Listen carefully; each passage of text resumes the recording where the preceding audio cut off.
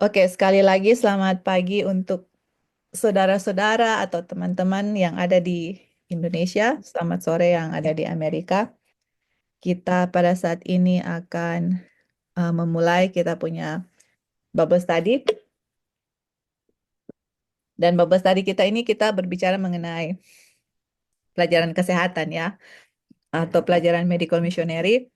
Dan saya senang untuk kita semua yang hadir pada saat ini untuk mempelajari akan orang punya tubuh dan kesehatan kita. Oke, jadi em, saya nggak bisa waktu minggu lalu kita nggak bisa kasih karena ada acara di gereja dan kita akan melanjutkan orang punya pelajaran yang kita sudah belajar pada waktu lalu. Waktu lalu kita belajar mengenai gula, ya kan? Jadi kita hanya mereview sedikit mengenai gula karena pada saat ini kita ada lanjutan pelajaran mengenai gula yang saya rasa kita harus ketahui gitu. Sangat penting. Em, oke, ya kita ada mute ya, ada suara.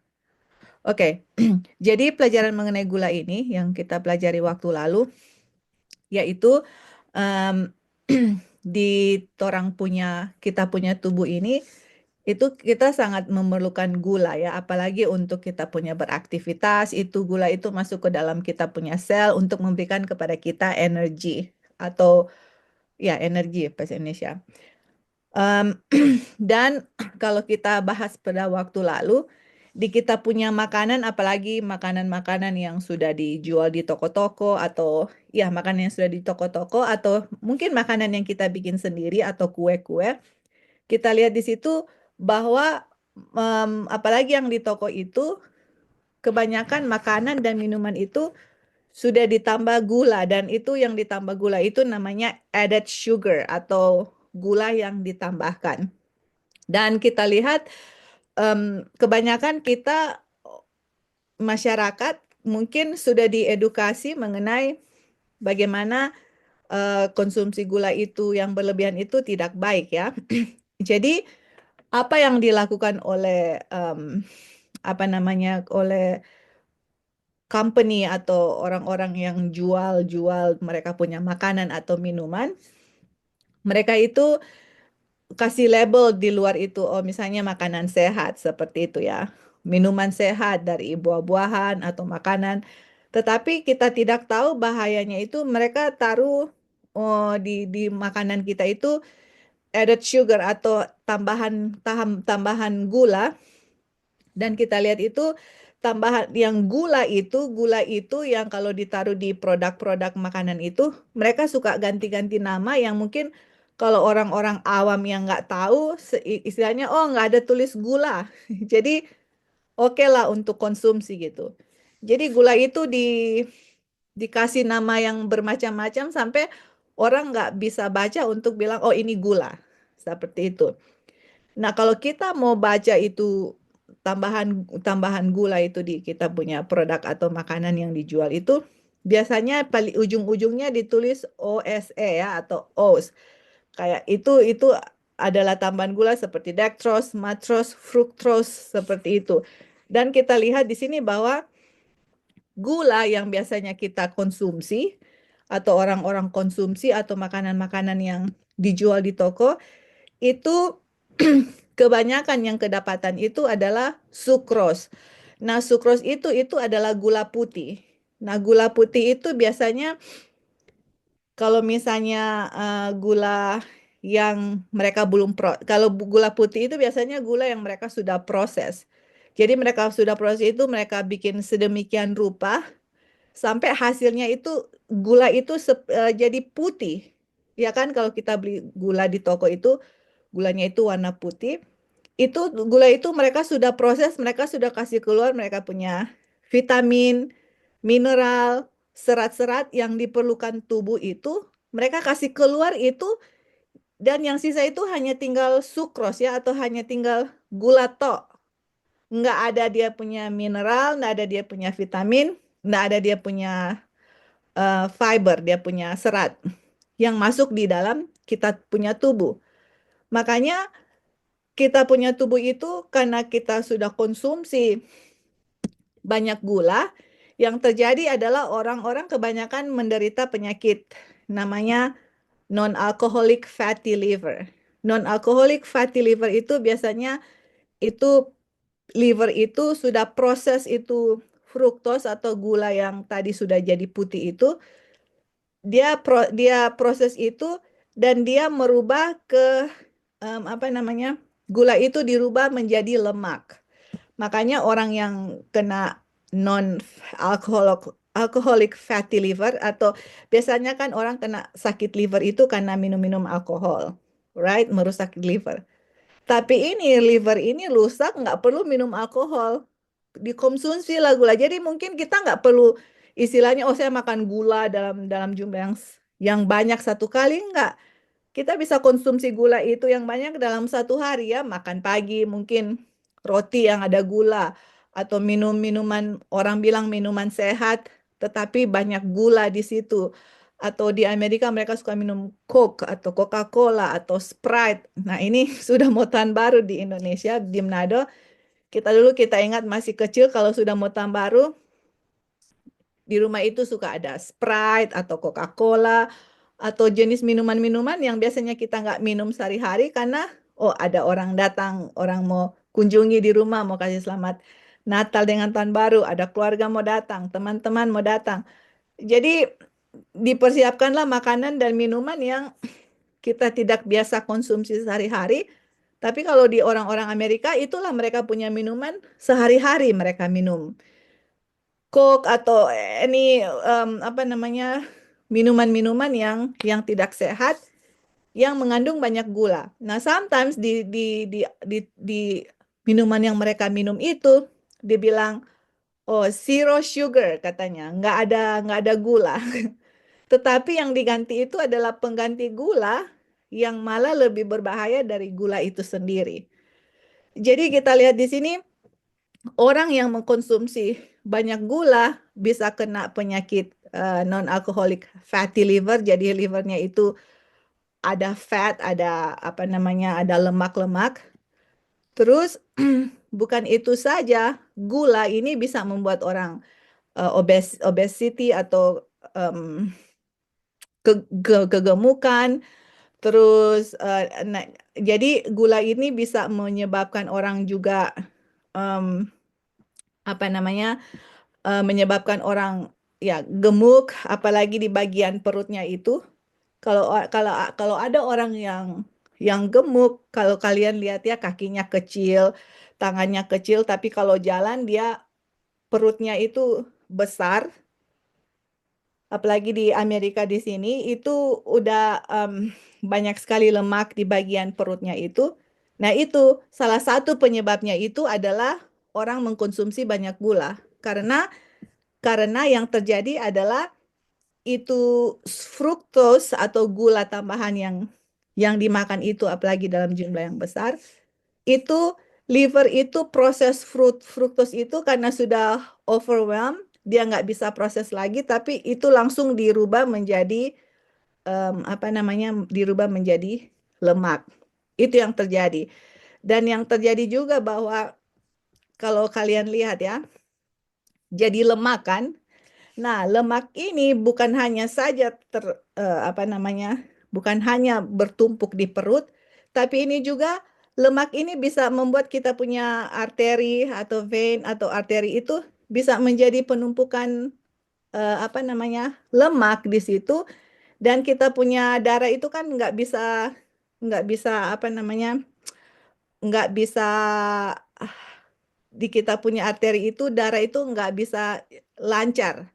Jadi yang terjadi itu adalah penyempitan di arteri dan akhirnya bukan hanya itu yang terjadi, orang bisa kena heart attack, serangan jantung, bisa dia punya darah naik, banyak sekali penyakit yang kalau kita telusuri ternyata dari konsumsi gula yang sangat besar ya dia punya jumlah dari punya makanan dan yang tadi saya bilang nggak perlu makan gula dalam satu kali dalam jumlah yang besar, tapi kita punya makanan dari pagi, siang, sore itu, apalagi makanan-makanan yang sudah yang hanya dibeli, Ini kebanyakan di Amerika ya, mungkin di Indonesia nggak terlalu seperti itu, tapi di sini makanan pagi sudah donat, em, apa namanya, kue-kue, sudah pasta.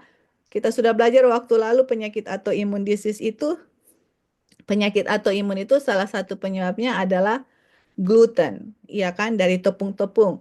Jadi coba kalian pikir dari tepung sudah tambah gula dan aduh, kita punya makanan ini sudah diproses begitu rupa sehingga membuat kita bukan makan untuk menjadi tubuh kita sehat dan kuat, malah membuat makanan itu sendiri menjadi penyakit untuk kita.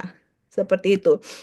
Dan kita sudah belajar pada waktu lalu bahwa penyakit di Amerika itu apalagi non-alcoholic fatty liver yang ada banyak lemak di liver itu meningkat di Amerika karena di tahun 1970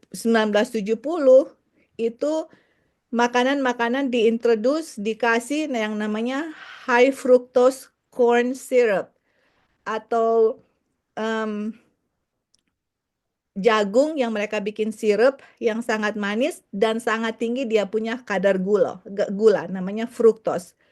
Nah, itulah sebabnya penyakit non-alcoholic fatty liver yang dulu biasanya ditemukan di orang-orang dewasa yang minum-minum alkohol, sekarang sudah terdapat kepada anak-anak kecil karena mereka punya makanan itu sereal, ya kan, yang pagi-pagi kalau anak-anak di sini dikasih sereal yang dia punya makanan sangat tinggi gula, anak-anak sudah kena penyakit non-alcoholic fatty liver di mana mereka punya liver itu terdapat lemak gitu. Oke. Dan juga kita lihat pertanyaannya, kenapa istilahnya food industry atau industri makanan itu, kenapa mereka taruh gula? Kenapa harus taruh gula di makanan? Iya kan? Kalau kita sudah tahu makanan gula itu tidak baik untuk kesehatan, kenapa harus taruh gula? Nah, kenapa makanan dan minuman kita itu yang kita konsumsi, yang kalau kita beli di toko-toko itu, kenapa mereka harus pakai gula? Karena ini jawabannya ya. Gula itu di saat kita makan itu akan mengeluarkan yang namanya dopamine and opioids. Itu dopamine and opioids yang dikeluarkan oleh kalau kita makan gula kita punya tubuh rilis dopamine dengan opioids itu adalah key factor atau kunci untuk membuat apa? Adiktif. Adiktif itu adalah ketergantungan. Jadi dopamine itu di kita punya apa dirilis di kita punya otak yang mana kalau kita makan sesuatu misalnya gula itu seperti kayak puas gitu. Waduh, enak gitu ya. Jadi rasa puas seperti itu. Sedangkan opioid itu adalah sama dengan drugs atau obat-obatan yang bikin orang itu tergantung kepada penggunaan obat itu. Jadi kan ada orang-orang yang suka gunakan obat ya, obat begitu. Jadi ada obat itu, drugs itu kalau nggak dipakai orang itu seperti kayak crazy gitu loh. Maksudnya harus ada obat itu yang mereka harus konsumsi gitu. Dan itulah yang di food industry atau industri-industri makanan, mereka pakai itu supaya apa? Kita beli-beli lagi gitu. Misalnya coklat, yang ada ice cream, es, ada ice cream atau permen, coklat, atau makanan-makanan yang sudah dibikin sedemikian rupa dan kelihatan sangat enak, ditaruh vanilla, ditaruh coklat, ditaruh anything. Kalau dikasih sama anak-anak, teman-teman, yang terjadi, coba kalau mereka sudah rasa ice cream, atau mereka sudah rasa kue yang sangat enak, yang banyak sugar, banyak gula, terus kemudian dikasih brokoli, atau dikasih sayur-sayuran. Kalau mau disuruh pilih kepada anak-anak, mana yang mereka mau makan? Mereka akan pasti pilih es krim atau kue-kue yang mengandung gula. Kenapa? Karena kalau sudah diintroduce, dikasih di kita punya tubuh itu akan adiktif, akan mau lagi untuk makan makanan itu yang ada gula. Seperti itu. Dan food industry atau industri makanan mereka tahu.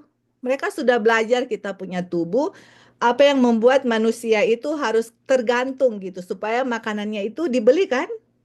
Karena kan food industry orang-orang yang jual makanan itu mereka nggak peduli mengenai saya punya kesehatan gitu. Mereka hanya peduli bagaimana untuk mereka bisa dapat uang, bisa menghasilkan uang banyak dari makanan atau minuman yang mereka jual dan harus taruh gula di situ. Harus taruh gula untuk membuat orang tergantung dan mau beli lagi mereka punya produk. Dan ada satu experience yang kita mau share sama teman-teman. Um, Experience-nya itu adalah mereka bikin experience kepada tikus ya, kepada tikus. Oke. Waktu experience itu diberikan, tikus itu dikasih makan um, obat yang dopamin sama apa namanya sama bukan opioids. Opioids apa dopamin kita lupa. Jadi ada obat itu yang bikin ketergantungan dan juga gula. Jadi dikasih experience lah sama dikasih makan kepada tikus itu dan dalam waktu yang tertentu. Jadi mereka mau lihat gitu ya. Untuk tikus itu di saat dikasih makanan gula dengan opioids, no, something dopamine or something yang dikasih oleh yang kalau kita makan sugar itu bikin adiktif atau kita rasa rasa dopamin itu rasa puas gitu. Jadi waktu dikasih obat itu dengan gula, mereka harus lihat di mana kira-kira yang tikus itu mau ambil lagi gitu. Apakah mereka lebih tergantung kepada obat itu atau kepada gula gitu ya, dikasih eksperimen. Dari eksperimen itu, teman-teman, kalau teman-teman tahu bahwa tikus itu dia tidak memilih obat drugs atau obat itu yang membuat ketergantungan, tetapi dia pilih kembali kepada gula. Nah, itu membuat kita untuk apa ya, berpikir bahwa inilah yang membuat industri-industri makanan untuk taruh banyak sekali gula yang mereka sembunyikan dia punya nama dari gula itu. Kalau tidak salah sekitar 50-an nama untuk gula itu supaya orang tidak tahu nama itu apa. Jadi kalau kalau kalian baca sesuatu di makanan, terus kalau misalnya ada sesuatu yang mungkin kita nggak tahu, ini apa sih ini? Coba cari di internet. Apa itu gitu. Kebanyakan itu adalah nama nama lain dari gula ya.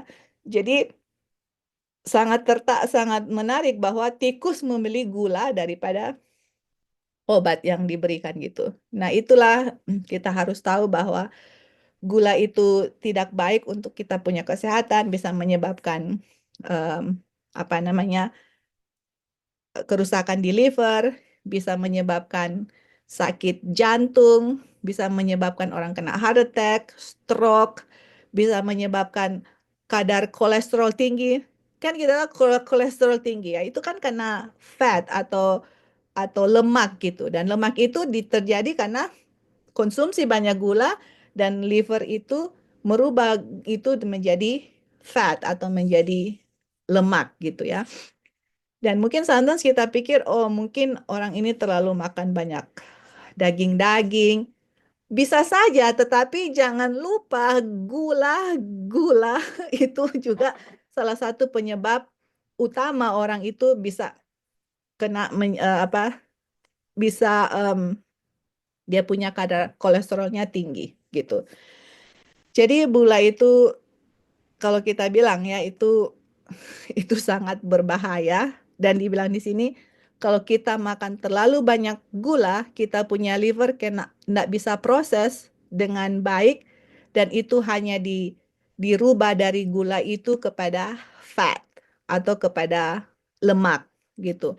Makanya waktu lalu di kutipan terakhir yang saya bilang di situ kita baca Ellen White punya kutipan, dibilang di sini beberapa orang menggunakan susu dan gula dalam jumlah besar pada bubur berpikir bahwa mereka sedang melakukan reformasi kesehatan. Jadi orang pikir, oh yang penting saya nggak makan daging kan, tadi saya sudah bilang. Kita makan, kita mau lakukan health reform, mau bikin reformasi kesehatan. Tapi yang mereka makan itu adalah apa? Mereka makan gunakan bubur tapi menggunakan gula dalam jumlah yang besar. Mereka pikir mereka melakukan reformasi kesehatan. Namun dia bilang di sini ya, namun gula dan susu yang dikombinasikan dapat menyebabkan fermentasi di lambung sehingga berbahaya. Nanti saya akan terangkan kutipan Ellen White ini sesudah ini ya, bagaimana gula itu membuat fermentasi di lambung. Jadi gula dan susu, nah ini teman-teman kalau kita mau bikin cake kalau di Indonesia kan atau sudah di sinilah atau anybody bikin cake. Cake itu biasanya pakai apa? Susu dengan gula. Nah, kalau susu dengan gula itu dikombinasi dapat menjadi fermentasi di lambung. Makanya orang makan sometimes kebanyakan kue-kue yang pakai susu dengan gula, akhirnya apa? Kayak nggak enak kan perutnya kayak orang kayak gitu-gitu ya, kayak ada gas, ada apa ya bahasa Indonesia? Kayak keluar angin lah gitu. Kenapa? Karena fermentasi di lambung itu dan berbahaya. Terus dibilang, kan tadi dibilang ya, penggunaan gula itu secara secara banyak kita konsumsi gula langsung langsung dirubah menjadi fat atau menjadi lemak gitu. Dan tadi saya bilang bukan hanya lemak di liver tapi bisa menyebabkan penyumbatan di arteri. Ini Ellen White bilang juga. Penggunaan gula secara bebas dalam bentuk apapun cenderung menyumbat sistem dan tak jarang menjadi penyebab penyakit. Ini penyumbatan di dalam kita punya tubuh. Orang sometimes heart attack, sometimes serangan jantung, stroke, apapun itu karena gula dalam jumlah besar itu akan dirubah menjadi lemak gitu. Dan lemak itu sangat berbahaya untuk kita kan karena makanya kalau kita periksa, kita punya kesehatan, ada dia punya kadar kolesterol gitu. Dan salah satu yang membuat kita punya kolesterol tinggi itu salah satu adalah gula dan menyebab apa? Penyumbatan. Ini Ellen White sudah bilang ya di waktu dulu. Ellen White nggak sekolah medis, nggak ambil kedokteran atau sekolah medis, tapi dia tulis karena diinspirasi oleh Tuhan bahwa penggunaan gula secara bebas itu tidak baik ya, akan menyebabkan penyumbatan. Akan bahasa Inggris di sini dia bilang clog the system, bikin tersumbat. Beberapa orang berpikir bahwa mereka harus makan dalam jumlah yang kualitas tertentu dan membatasi diri pada 2 atau 3 jenis makanan. Namun dengan makanan dalam jumlah yang terlalu sedikit dan bukan dengan kualitas terbaik, mereka tidak menerima nutrisi yang cukup. Jadi kita harus tahu kalau misalnya kita mau bikin health reform, karena kan kita mau untuk reformasi kesehatan. Reformasi kesehatan itu kita harus tahu kita punya apa yang kita makan, kualitas makanan, apakah kita menerima nutrisi yang cukup. Kalau orang mau hindari makan daging gitu contoh atau telur, apakah yang kita konsumsi itu makanannya bergizi atau tidak begitu. Atau hanya ada orang membatasi dalam jumlah terlalu sedikit, tetapi jumlahnya itu makanan bukan berkualitas tinggi, tidak ada nutrisi. Kebanyakan malah orang yang health reform, kita lihat so far hanya yang penting nggak makan daging, toh seperti itu. Tapi mereka mengkonsumsi pasta, mie, makan makanan yang sudah diproses, jumlah gula yang sangat besar.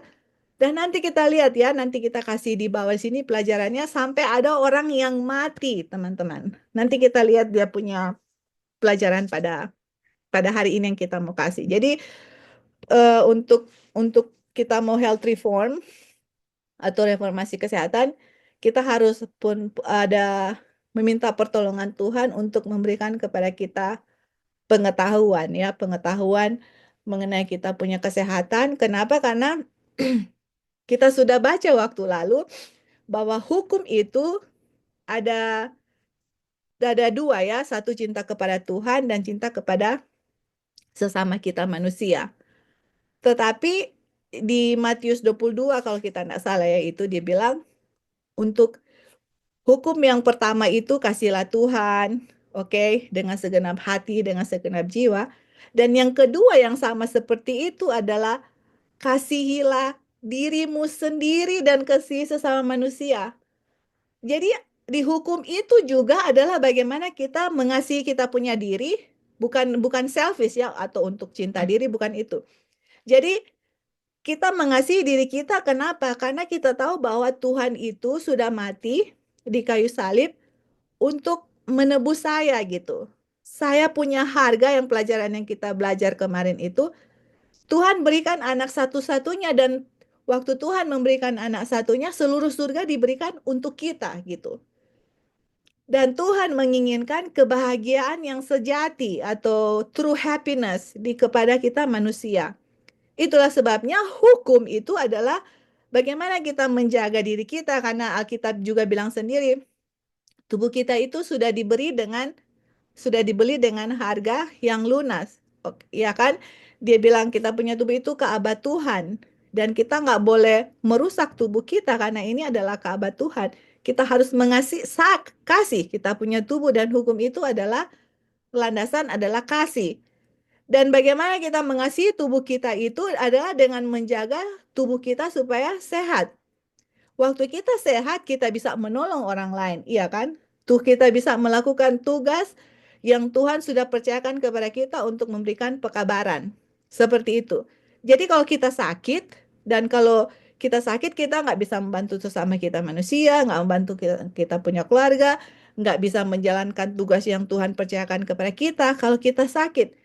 Jadi reformasi kesehatan adalah terang yang Tuhan berikan kepada kita untuk kita supaya sehat, bisa menjadi blessing, bisa menjadi berkat untuk orang lain. Seperti itu, karena itulah hukum di mana kita tidak mementingkan diri sendiri ya. Kita hidup ini bukan untuk diri sendiri. Tuhan Yesus saja, dia hidup untuk apa? Untuk menjadi berkat orang lain. Makanya dia menjaga kondisi kesehatannya itu sangat prima. Tuhan Yesus tidak pernah sakit karena dia menjaga kesehatannya itu. Ellen White bilang dia menjaga dia punya kesehatan itu em, sampai dia tidak pernah sakit ya, dia selaras, dia memelihara hukum kesehatan gitu. Dan kita juga sama seperti yang Tuhan mau kita lakukan adalah memelihara hukum kesehatan juga supaya kita bisa sehat, kita bisa kuat, kita bisa menjalankan tugas yang Tuhan berikan kepada kita.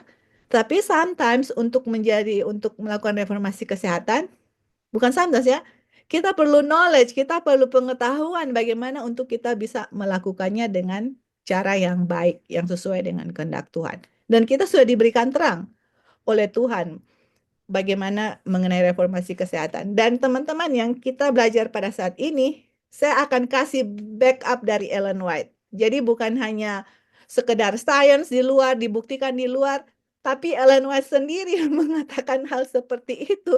Dan itulah yang membuat kita lebih apa ya, maksudnya lebih sangat percaya akan pekabaran kesehatan yang kita pelajari, karena Ellen White sendiri sangat anjurkan untuk melakukan hal tersebut. Sebelum kita lanjut, teman-teman ada pertanyaan mengenai gula yang kita sudah belajar 2 minggu lalu? Kalau Iya, boleh tanya. oh ya, silakan Fon. Ya, gila, gila, Hmm. go ahead, Fon. Hmm.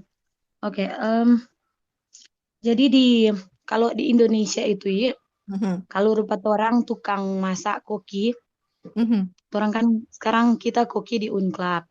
mhm, Em, Kebanyakan makanan Indonesia sekarang, ya, entah itu sayur, mhm, contoh sayur acar, mhm, atau entah itu asam manis ikan, atau asam manis daging, itu sekarang otomatis sudah pakai gula, ada yes, tambahan gula. yap, mhm, Apalagi gula putih kan, kalau ya, sayur acar itu tetap rasanya asam manis. betul. Jadi itu pakai gula putih. Begitu Mhm, juga asam manis tuna, asam manis ayam. Nah, ya, itu otomatis di dalam situ ada gula yang harus ah, ditambah di masakan, mhm, tambah bumbu. ya, Yang kita mau tanyai, apakah em, gula itu, apakah orang bisa ganti dengan kecap? Kalau seandainya gula itu berbahaya, apakah kecap itu bisa kecap boleh sebagai manis pengganti gitu. gula? Iya, kecap manis. Iya, Fon. Jadi, Nah, thank you ya, pertanyaan yang sangat baik. iya, Jadi, thank you. Em, kalau kita lihat, kita istilahnya gini ya, kita itu bisa, bukan nggak bisa sama sekali konsumsi gula, tapi waktu lalu kita sudah bahas bahwa gula yang baik untuk dikonsumsi adalah gula yang belum diproses gitu. Misalnya kita tahu kan kalau misalnya di kampung-kampung itu biasa ada, kita tahu ya orang yang ambil gula dari pohonnya itu terus mereka bikin kan, orang bilang gula batu, ya kan? Jadi kita tahu itu gula yang belum diproses terus dijual di toko-toko yang warna putih itu. Nah, itu yang jadi gula seperti gula batu atau madu atau apalagi ya, ada di sini yang namanya dibilang maple syrup, tapi harus maple syrup yang murni. Jadi atau coconut sugar atau gula yang dari kelapa. Nah, itu gula yang baik yang bisa dikonsumsi gitu. Tapi dalam mengkonsumsi gula yang baik itu pun kita harus ada temperance kan, harus ada petarakan. Kita nggak, oh ya namanya ini gula baik, tapi harus dimakan banyak. Nanti kita bahas ya di saat di ini bagaimana pengaruh gula di dalam kita punya perut gitu. Nah, tetapi Fon, kalau kita lihat misalnya ya, oh makanan-makanan yang dijual harus pakai gula contoh. Tapi kalau kecap itu sendiri, nah kecap ini, oke, kecap ini terbuat dari apa? Kita mau tanya. Kecap ini terbuat dari em, apa apa lagi namanya? Soy, produk soy itu kedelai kan? Iya kan? Betul nggak? Kecap Iya ini betul, Li. ya kedelai Kedelai. kan? Oh. Kalau kita mau lihat kedelai, oke, kedelai itu kalau kalau dibilang bukan organik, oke, itu biasanya kedelai yang nggak organik itu sudah disemprot dengan eh apa lagi, Li? Kita, I need help. Sudah Ya, disemprot, hah? pestisida. Pestisida, that's right. Pestisida.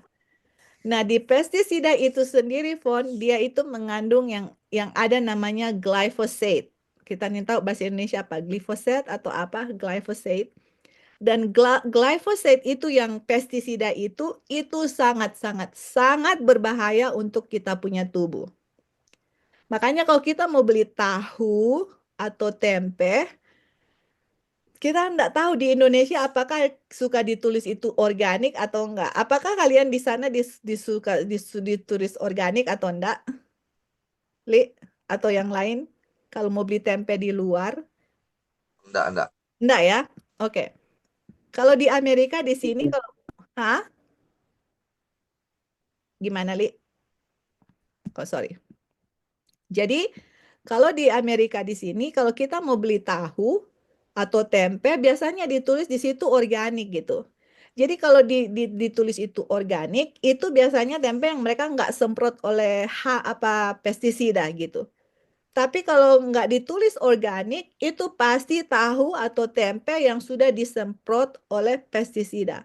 Nah, pestisida itu yang tadi kita bilang, di dalam pestisida itu mengandung bahan yang berbahaya namanya glyphosate. Glyphosate itu sangat berbahaya untuk kita punya kesehatan. Makanya bukan hanya soy produk atau bukan hanya apalagi soy kedelai, bukan hanya kedelai itu oatmeal. Kalian di Indonesia suka makan oatmeal? Tahu oatmeal enggak? Oatmeal itu eh, apa lagi di sini? Gandum.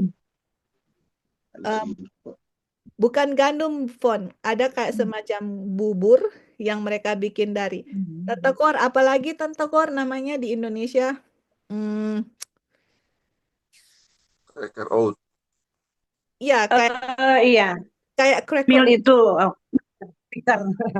Ya, Oh, yang suka bikin bubur itu, yang kayak orang kayak bikin iya, bubur. iya, Di sini oatmeal, Kak. Ya, kita kita nggak tahu di Indonesia itu iya. kalian bilang apa yang namanya cracker oats itu. Oatmeal juga sih, orang punya Ya, bilang oatmeal ya juga. dimasak itu Heeh, seperti bubur kan, pakai air, ya kan. Jadi iya, iya. oatmeal itu sendiri bagus, banyak dia punya vitamin, mineral, tapi yang berbahaya sekali dari oatmeal itu kalau dia itu nggak organik. Karena itu yang paling disemprot itu, yang paling banyak disemprot itu adalah soy product atau kedelai dengan oatmeal atau oat ya. disemprot dengan apa pestisida. Nah, itu bahan yang disemprot oleh pestisida namanya glyphosate yang itu sangat berbahaya untuk kita punya tubuh. Nah, kecap kan tadi Foni tanya mengenai kecap, kecap manis. Kecap manis itu kalau kalau nggak ditulis soy yang atau kedelai dari organik, itu pasti itu dari kedelai yang sudah disemprot oleh pestisida. Itu satu. Terus kedua, Foni harus cek di kecap manis itu, kenapa kecap itu manis? Apa yang mereka taruh di situ gitu loh. Nah, pasti yang ditaruh di situ apa? Gula. Nah, pertanyaannya, gula apa yang ditaruh di situ? Apakah gula natural, gula alami yang belum diproses, atau gula yang sudah diproses?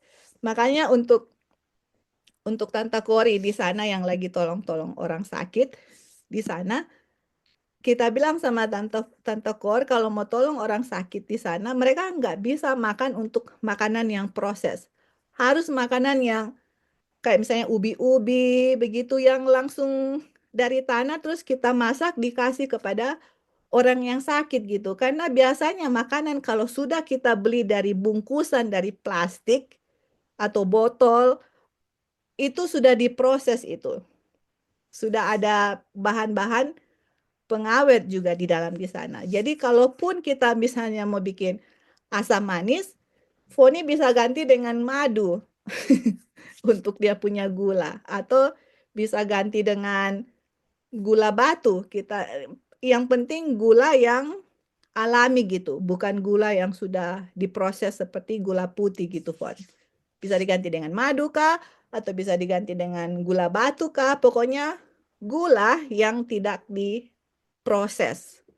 Dan kalau mau kecap pun kita sudah bilang ya, namanya soy product itu atau makanan-makanan yang dari soy, yang dari kedelai itu, biasanya kan gini ya, orang yang kalau sudah mau vegetarian contoh, kita nggak makan makan daging, kita nggak makan daging, tapi makanannya tahu tempe, tahu tempe, tahu tempe setiap hari itu tahu tempe, dan mereka nggak tahu tahu itu kalau nggak organik sangat berbahaya untuk tubuh karena sudah disemprot oleh pestisida. Makanya kalau bisa ya kita tahu sometimes makanan yang organik itu mahal begitu. Nah, itulah makanya pekabaran country living itu masuk sejalan dengan health reform karena kalau country living itu kita bisa tanam, saya punya kacang hijau, kedelai, kita punya makan makanan kita tanam dan kita tahu kita nggak semprot gitu makanannya dan itu organik gitu. Karena kalau disemprot itu kandungan glyphosate itu yang disemprot itu sangat berbahaya untuk kita punya kesehatan. Foni punya pertanyaan bisa dijawab, Fon? Bisa I, terima kasih. Oke, sama-sama, Fon. Ada lagi yang mau kasih pertanyaan?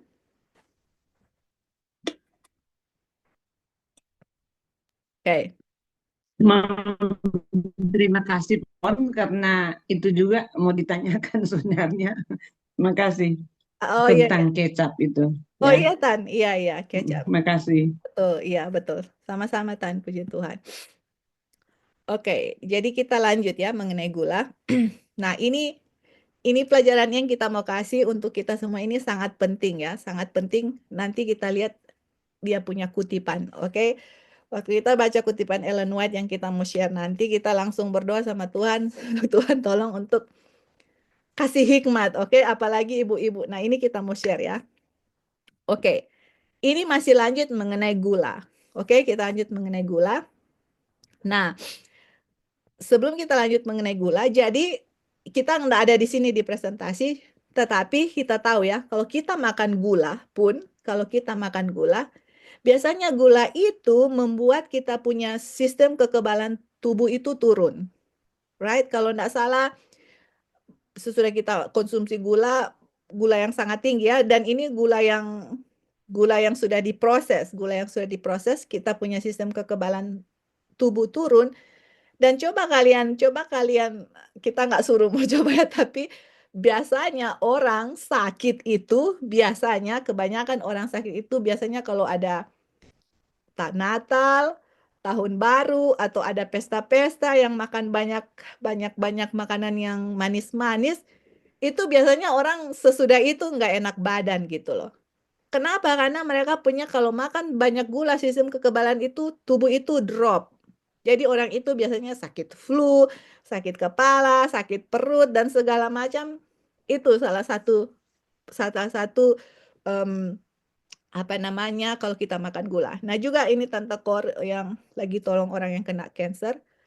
Itu penyakit kanker, dia suka sel itu untuk mau kasih makan sel kanker, kasih makan gula. Kalau mau sel kanker itu bertumbuh dengan pesat, kasih makan gula. Jadi ada percobaan ya kepada tikus lagi, kepada tikus. Jadi dikasih tikus yang dikasih makan gula atau makan makanan yang tidak sehat, apalagi gula dengan tikus yang makan makanan yang sehat. Jadi tikus yang makan konsumsi banyak gula, terdapat sel kanker di tikus itu. Orang kalau sudah kena kanker jangan pernah kasih gula, walaupun juga itu gula yang alami, harus dalam jumlah yang sangat-sangat kecil. Karena kanker sel itu makanannya itu, dia itu akan berpesta pora kalau dikasih gula. Nah, jadi itu hanya sekedar tambahan untuk gula, dan kanker sel itu sangat memerlukan sistem kekebalan tubuh yang sangat tinggi untuk berperang ya di dia punya tubuh. Dan kalau makan gula, sistem kekebalan tubuhnya itu apa? Drop, iya kan? Tetapi untuk orang yang bisa survive dia punya untuk kanker, jangan pernah kasih gula, apalagi gula yang sudah diproses. Aduh, itu namanya kasih makan kepada sel kanker gitu. Oke, jadi kita lanjut ini mengenai gula. Nah, jadi kita hanya terangkan ya, ini dia punya materi bahwa di dalam kita punya perut, apalagi di kita punya usus kecil itu, kita punya usus itu, di kita punya perut itu sekitar 70% kita punya immune system atau sistem kekebalan tubuh itu ada di kita di mana? Di kita punya usus. Oke?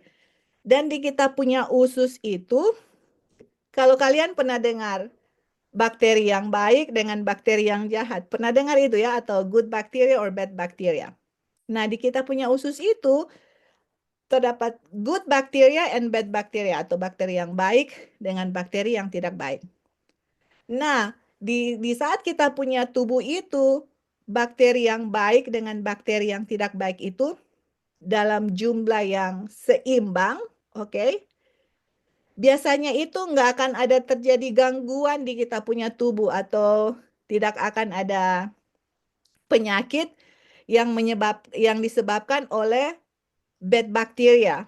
Jadi, kalau bad bacteria atau bakteri yang baik dengan bakteri yang jahat itu, mereka itu balance, atau ya balance itu apa ya bahasa Indonesia, seimbang atau stabil, dia punya communities. Mereka itu biasanya berfungsi dengan baik satu sama yang lain, oke? Dan itu namanya itu normobiosis, oke? Normo atau normal. Normal itu jadi bakteri yang baik dan bakteri yang tidak baik itu mereka ada interaksi di kita punya tubuh yang mereka memerlukan satu sama yang lain. Jadi bad bakteria itu belum tentu itu bad untuk kita gitu.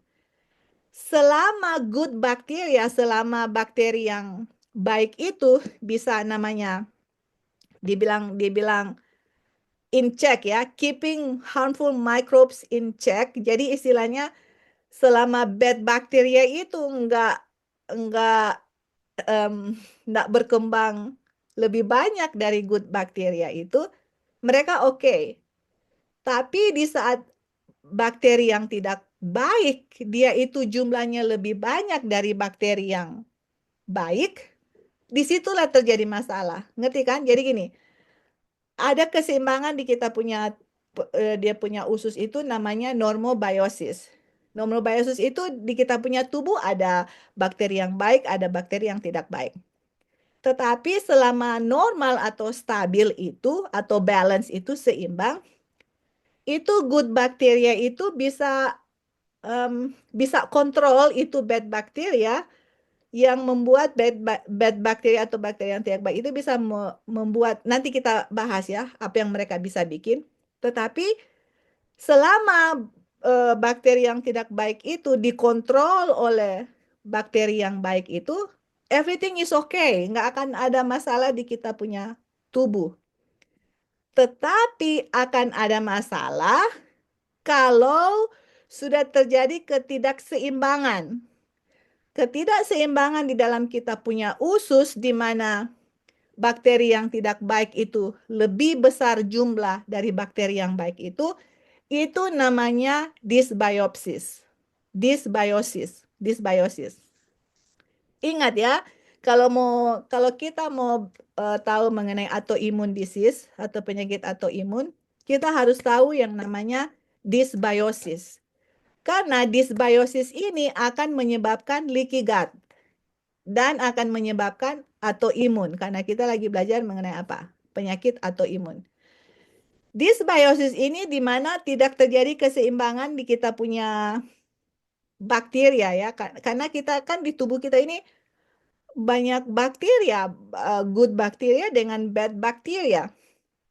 Jadi di saat sudah tidak seimbang, di mana bakteri yang tidak baik itu mendominasi bakteri yang baik, itu akan terjadi leaky gut. Nah, makanya waktu lalu kita ulang-ulang itu leaky gut dengan sonulin, dengan tight junction di sini. Kenapa? Karena itu akan ulang-ulang terus di penyakit autoimun. Jadi yang terjadi itu adalah bakteri yang jahat itu akan membuat lubang juga atau bocor di kita punya usus gitu. Dan kalau di lapisan usus itu sudah bocor karena bakteri yang tidak baik itu jumlahnya lebih besar, ya akan terjadi leaky gut atau usus bocor itu yang menyebabkan penyakit autoimun, sama seperti gluten yang kita sudah bahas waktu lalu. Kalau kita makan terlalu banyak makanan yang dari gluten itu akan membuat apa? Leaky gut, sampai toksin, bakteria, virus masuk di kita punya sistem peredaran darah, dan disitulah sitokin keluar untuk memberikan signal kepada sel darah putih untuk membunuh itu apa, bakteri-bakteri yang jahat atau toksin atau virus.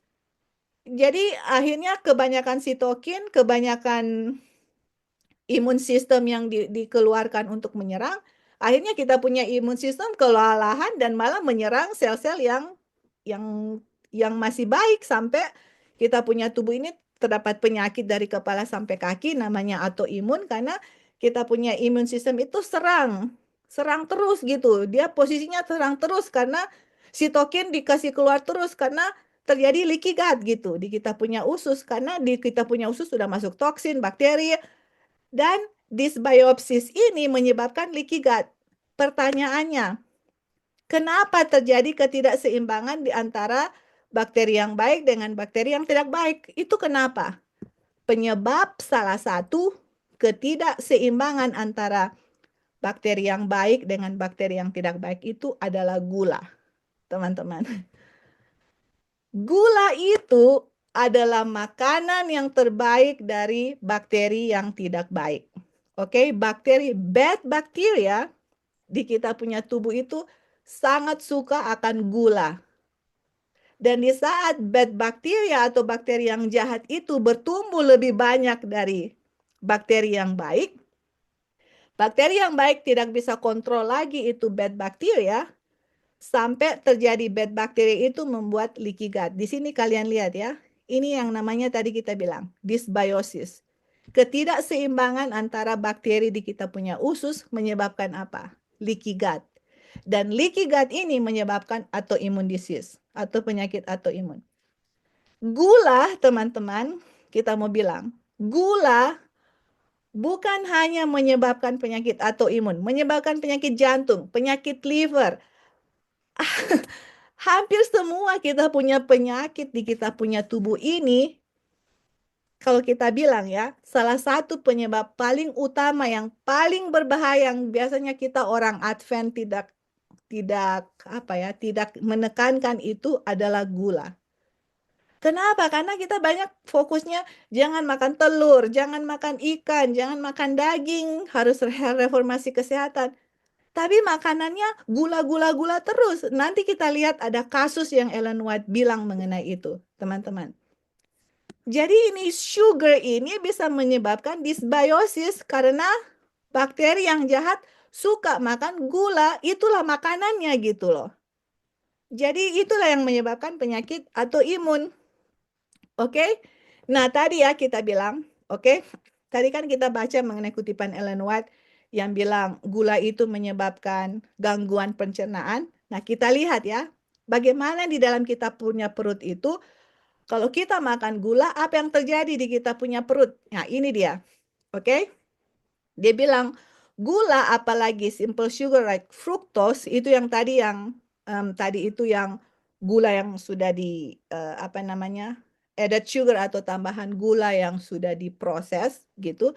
Fructose itu juga ada di buah-buahan dengan sayur-sayuran ya, jangan salah. Tetapi ini berbicara mengenai excess sugar atau terlalu banyak gula yang sudah diproses.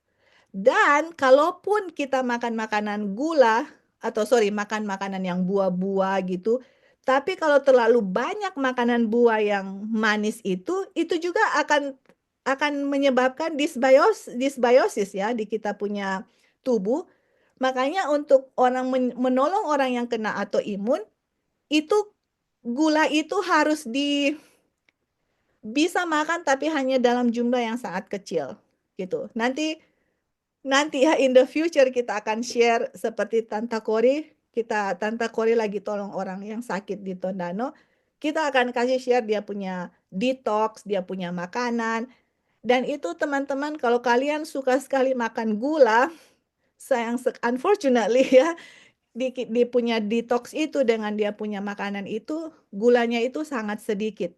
Walaupun kita menggunakan gula yang alami, tapi hanya sedikit. Karena apa? Kita harus membuat microbiome atau kita punya good bakteri itu harus seimbang dulu di kita punya stomach, di kita punya perut, dia punya usus, karena itulah yang menyebabkan leaky gut yang menyebabkan penyakit autoimun. Jadi kita baca di sini ya. Ellen White bilang makan banyak gula mengganggu pencernaan. Bagaimana itu terjadi? Ini yang terjadi, oke? Jadi dibilang di sini terlalu banyak gula apalagi simple sugar like fructose yang kita sudah bahas ya. Fructose itu yang mereka sudah proses itu dikonsum oleh bakteri ya. Oke. Ini bakteri yang jahat ya, seperti Proteobacteria. Ini Proteobacteria ini adalah bakteri yang tidak baik di dalam kita punya perut. Dan ini bakteri yang baik itu yang namanya Bacteroidetes ini bakteria yang tidak baik itu lebih banyak jumlahnya dari bakteri yang baik itu. Dan bakteri yang baik ini yang namanya Bacteroidetes atau Bacteroidetes, I don't know bagaimana dia punya pronounce, but anyway, hanya memberikan gambaran bahwa ini bakteri yang baik ini, namanya Bacteroidetes ini, dia itu kalau kita makan karbohidrat, kalau makan nasi atau makan ubi, dia itu mau kasih hancur itu kompleks karbohidrat, oke? Tetapi kalau bakteri yang jahat itu lebih banyak di dalam kita punya tubuh dan dia itu akan out compete ya, jadi kayak menekan lah atau dia itu melebihi jumlah dari bakteri yang baik itu sampai bakteri yang baik itu having problem untuk mau breakdown, mau kasih hancur kita punya karbohidrat. Nah, kalau saya punya karbohidrat itu tidak di breakdown, okay, if your body cannot break down complex carbohydrate, yang di breakdown itu, yang dikasih hancur itu adalah bakteri yang baik. Kenapa? Karena bakteri yang jahat itu menekan atau seperti ada competition ya, atau ada pertandingan di kita punya usus, terus kita punya usus yang baik itu kalah, seperti itu. Nah, kalau kita punya usus yang baik itu kalah atau mereka sudah diserang oleh bakteri yang jahat itu, kita punya usus yang baik ini kan harus kasih hancur karbohidrat. Tapi karena dia sudah lemah, dia tidak bisa melakukan dia punya tugas, dia tidak bisa kasih hancur karbohidrat. Jadi karbohidrat itu mereka masuk di kolon di kita punya usus itu, di mana they reach your colon where bacteria ferment them. Jadi karena nggak bisa dikasih hancur, yang terjadi itu dikasih fermentasi di kita punya usus itu, yang sampai menyebabkan kita apa? Kayak kita punya perut, kok kalau kita makan banyak gula, contoh ya.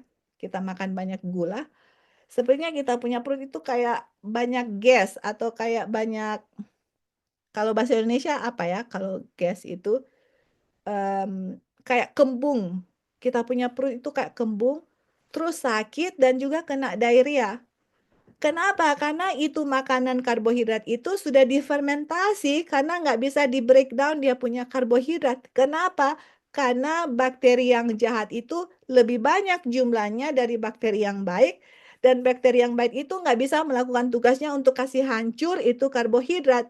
Dan kenapa bakteri yang jahat itu lebih banyak? Karena kita makan banyak gula dan gula itu membuat bakteri yang jahat itu tumbuh dalam jumlah yang besar. Atau dia berkembang, dia menjadi banyak karena makanannya itu adalah gula. Jadi kita lihat gini, sometimes kalau kita kasih makan, misalnya anak-anak minta es krim, minta permen, minta kue, tiba-tiba mereka sakit perut gitu loh. Aduh, sakit perut. Kenapa? Karena yang terjadi di perut seperti itu gitu loh. Iya kan, sometimes kita makan manis, terlalu banyak makan manis, tiba-tiba sakit perut. Dan sakit perut itu dikasih apa? Dikasih obat. Waduh, padahal permasalahan satu-satunya yang mungkin yang utama itu adalah gula. Dan ini yang Ellen White bilang ya. Terlalu banyak gula biasanya digunakan dalam makanan. Ini Ellen White bilang. Apa? Kue, puding manis, pastry. Pastry itu seperti kayak roti, terus di atas itu banyak gula yang mereka taruh kayak dari buah-buahan, tapi buah-buahan itu sudah dikasih hancur, terus bikin kayak jelly begitu di atas roti itu. Pastry, jelly atau jelai. Jelly, bukan jelai, jelly, selai. Ya kan, kalau misalnya di Indonesia biasanya kalau hari udah mau Natal dibikin nastar, iya kan, nastar. Nastar itu dari nenas, terus dimasak, ditaruh gula sampai sangat manis. Anything yang dikasih gula itu dia bikin jelai itu, di Ellen White dibilang di sini merupakan penyebab aktif gangguan pencernaan. Kenapa? Karena gula itu membuat, ini Ellen White bilang ya teman-teman, dan sudah dibuktikan gula itu membuat bakteri yang jahat itu berkembang biak lebih banyak, sampai bakteri yang baik tidak bisa melakukan tugasnya karena bakteri yang baik itu kasih hancur kompleks karbohidrat. Jadi kompleks karbohidrat itu tidak bisa di background, malah dikasih fermentasi, membuat pencernaan, gangguan pencernaan, sakit perut lah, kembung lah, diare lah. Kalau kita lihat anak-anak sakit perut, muntah-muntah atau diare atau coba lihat, kalian bisa lihat kenapa anak ini sakit gitu. Jadi bisa saja gara-gara apa? Gula. Dan Ellen White bilang sendiri gula ini penyebab gangguan pencernaan. Dia bilang, dan yang paling berbahaya adalah custard dan puding. Custard ini biasanya Too many bag. 3 bag. One the black. custard ini biasanya dari susu, dari telur, gula. Dia bilang yang paling berbahaya adalah custard dan puding. Puding itu kan dari gula, dari susu, iya kan? Dari telur. Yang bahan utamanya adalah susu, telur, dan gula. Penggunaan susu dan gula secara berlebihan harus dihindari. Jadi teman-teman, I'm sorry ya, maksudnya mungkin sometimes ini kita punya makanan kesukaan, kita suka sekali makan makanan seperti ini, tapi kalau kita sudah tahu bahwa ini tidak memberikan kita kesehatan yang sempurna, malah menyebabkan kita sakit, adalah baiknya untuk apa? Menghindari makanan seperti itu gitu. Jadi makanya pertanyaannya, oke, kalau makanan ini seperti ini sudah kita hindari, sekarang mau makan apa? Don't worry, jangan khawatir teman-teman. Nanti kita akan belajar mengenai cooking class, bagaimana kita bisa replace makanan-makanan seperti ini dengan yang lebih sehat ya, dengan makanan yang sehat. Kalau gula pakai apa, bagaimana bikinnya, kita akan pelajari sama-sama. Dan itu juga makanan yang kita pelajari itu cooking class itu makanan-makanan yang sehat yang kalau kita makan itu bukan menyebabkan penyakit, tapi makanan itu your food akan menjadi your medicine, akan menjadi kita punya obat. Karena itu makanan yang Tuhan sudah create, yang kita konsumsi itu harusnya memberikan apa? Vitamin, mineral, iya kan? Em, fiber, serat untuk kita punya tubuh, yang kita punya tubuh perlukan. Dan juga makanan-makanan yang anti-inflammatory food atau makanan-makanan yang anti peradangan yang membuat kita tidak ada apa namanya untuk menyembuhkan orang yang sudah kena peradangan atau imun atau malah orang yang kena kanker yang Tante Kori lagi treat. Tuhan bisa gunakan simple remedy atau makanan yang kita makan untuk malah membuat kita sehat, bukan malah membuat kita sakit. Seperti itu. Oke, ada pertanyaan di sini sebelum kita Boleh lanjut. bertanya, I? Oh ya, silakan, Nang, of course. Jadi sebenarnya kan tuh orang tubuh juga kan perlu glukosa, sukrosa dengan apa fruktosa ya tadi ya. Mhm. Cuma nggak boleh dalam jumlah yang berlebihan dah. Yes. Karena ya, orang tahu glukosa itu juga adalah sumber bahan bakar untuk otak dan yes, exactly. dan orang tahu gula itu bukan cuma sumber yang di gula pasir aja, tapi di buah-buahan juga ada glukosanya kayak pepaya dan lain-lain. Ya, Jadi betul. pertanyaannya, apakah kita menghindarkan sama sekali atau bisa dikonsumsi tapi secara sedikit, Dan? Iya, Nang, ya. Contoh makan buah nggak boleh berlebihan yang manis-manis. Jadi seperti itu. Karena tubuh juga perlu glukosa juga kan, tapi nggak boleh banyak. Ya. Jadi gimana? Ya, betul sekali, Nang. Apa yang Nang bilang itu betul. Jadi tubuh kita perlu gula ya, karena kan di pelajaran ini tidak dibilang you cannot eat sugar at all. Tadi yang kita sudah bilang tadi dan juga pertemuan berikut bahwa kita bisa konsumsi gula, malah gula yang kita bilang yang dari gula batu itu, gula dari yang belum diproses, madu, maple syrup yang kita bilang waktu lalu. Yang jadi berbahaya itu adalah gula putih itu ya, karena itu sangat tinggi dengan fruktos. Nah, bagaimana dengan gula yang ada di buah?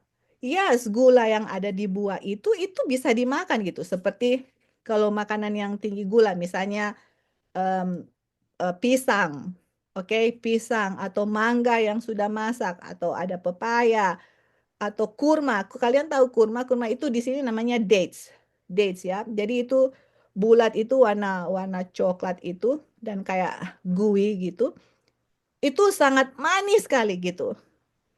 Itu honey atau madu. Itu kita bisa konsumsi gula. Oke? Karena tubuh kita memerlukan, kita punya otak perlu gula, kita punya otot perlu gula untuk beraktivitas. Kita perlu gula. Nah, permasalahan yang terjadi adalah walaupun ya kita konsumsi gula yang dalam bentuk misalnya madu, misalnya pisang, misalnya mangga atau misalnya durian yang manis, bisa sekali, of course, itu Tuhan kasih untuk kita. Tapi yang baik dari gula yang kita konsumsi natural itu, waktu kita makan itu ada apa? Itu ada fiber, ada vitamin, ada mineral. Dan kalau kita tidak salah, kita dengar ya, ini orang kasih presentasi. Waktu kita, ini sangat interesting ya. Waktu orang konsumsi madu, dibilang di situ bahwa madu itu ada probiotik. Apa itu probiotik? Probiotik itu sangat baik untuk apa? Bakteri yang baik ya. Jadi waktu orang konsumsi gula kan tadi kita bilang gula itu yang sangat suka sekali makan gula itu apa? Bakteri yang tidak baik ya. Tapi kalau orang konsumsi madu, walaupun dia makan madu yang manis, tetapi ada probiotik gitu. Probiotik itu adalah makanan untuk bakteri yang baik gitu.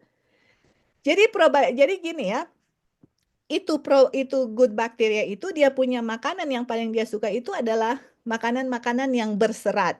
Contoh, sayur-sayuran, oke, buah-buahan yang ada serat.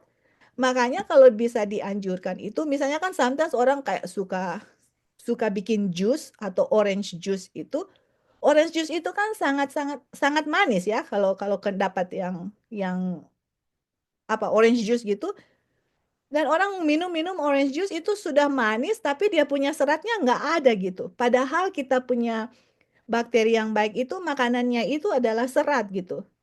Jadi kalau sugar atau gula dalam alami kita makan, misalnya dari mangga, dari itu ada serat gitu. Jadi orang makan makan gula, tapi at the same time kita juga kasih makan apa? Bakteri yang baik. Jadi terjadi keseimbangan di kita punya usus. Nggak terjadi dysbiosis. Yang terjadi adalah normobiosis, keseimbangan. Jadi bakteri yang baik dengan bakteri yang jahat itu seimbang, nggak ada yang lebih, istilahnya nggak ada bakteri yang tidak baik itu nggak jauh lebih banyak dari bakteri yang tidak baik. Karena di saat kita konsumsi gula, kita juga kasih makan bakteri yang baik gitu. Dan bahayanya dari gula yang sudah diproses adalah hanya fruktos sendiri yang masuk tapi nggak ada mineral, nggak ada vitamin, nggak ada serat yang kasih makan bakteri yang baik. Gitu, Nang. Bisa ngerti, Nang, dari situ yang kita bilang? Iya. Oke. Jadi kita, of course, bukan kita boleh makan gula. We need sugar. Kita perlu sugar, kita perlu gula. Tapi gula yang alami, yang ada dia punya serat juga, yang bisa kasih makan bakteri yang baik di kita punya tubuh. Tetapi walaupun itu natural, selalu kita ingat harus ada apa? Temperance. Iya kan? Makanan yang baik. Temperance itu adalah gini ya, definisi temperance atau petarakan adalah menghindari makanan yang tidak baik, tapi makanan yang baik pun harus ada apa? Harus ada dia punya temperance atau harus ada dia punya jumlah yang kita makan yang tidak berlebihan. Itu namanya temperance. Sama dengan gula, mau makan pisang, mau makan mangga, mau makan pepaya, makan makanan yang manis pun, itu jangan pun terlalu banyak gitu, harus ada temperance. Tapi apalagi orang yang sudah kena penyakit atau imun, nah disitulah masalahnya, walaupun makan makanan buah atau orang penyakit gula contoh, walaupun mereka makan gula yang dari natural gitu dari buah-buahan, itu nggak bisa banyak gitu loh, karena mereka sudah ada bermasalah. Mereka harus di-treat dulu, dikasih sembuh mereka punya penyakit, baru diintroduce kembali sedikit-sedikit gitu. Baru lihat reaksinya apa, apakah dia punya blood sugar langsung naik, atau apakah dia sakit perut, atau bagaimana. Jadi harus ada dia punya treatment, harus lihat dia punya reaksi itu gimana. Jadi walaupun natural sugar, walaupun honey pun atau madu, tetap semua ada dia punya temperance, nggak bisa over ya, nggak bisa terlalu banyak pun makan. Oh ini karena natural, ya udah makan pisang atau makan mangga atau orange terlalu banyak. Tidak seperti itu. Semua yang baik pun tidak bisa over, tidak bisa berlebihan lah seperti itu. Gimana Nang? Apakah itu bisa menjawab pertanyaannya?